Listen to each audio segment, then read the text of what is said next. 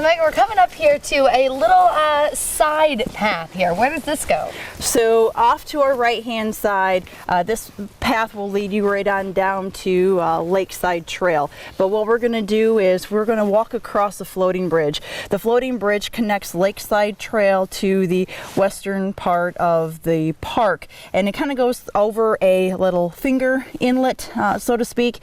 And the floating bridge allows for individuals to see a wide variety of animals depending on the time of year. There's a lot of fish that have a tendency to be floating around in the spring season, and also too, if you're quiet enough, you might hear a few birds, some ducks that we have in the area. So let's go down and check out and see what we can find.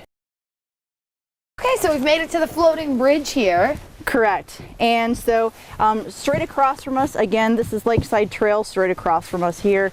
And when you come down into this area here, you see a wide variety of animals. We have a couple of mallards that are right in front of us. Little guys? And then here in the winter time, you really get an opportunity to see what this area is really like, because directly in front of us here, you can see a beaver dam. And sometimes Where is it? You have to point it out one more time. Directly in front of us. Okay. That brown kind of looks like a ledge. Oh, that whole ledge looking thing. That's a whole dam. That is a whole beaver dam. And that area there, you normally don't get a chance to really see the beaver dam when it is springtime and summertime, just because of all the plants and the wildflowers that we have growing and going on in this area here. So this, in the fall time and in the winter time, you have the opportunity to see this really nice piece of work that these particular large rodents have created over time. So we'll get a little closer look here in a few minutes, but here's another great shot down this particular corridor here. Again, you can see a wide variety of trees that just happen to fall over the years, and then also too in the far background way at the end is the reservoir itself.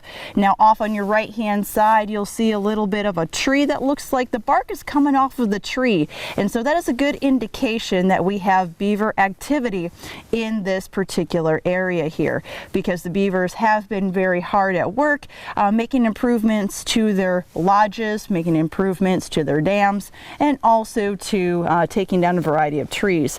Now off on our right hand side, this mound pile that we see right here. This whole thing right here? Mm-hmm. That is what you call a scent mound. And a scent mound is basically where beavers take some dirt and kind of pile it up.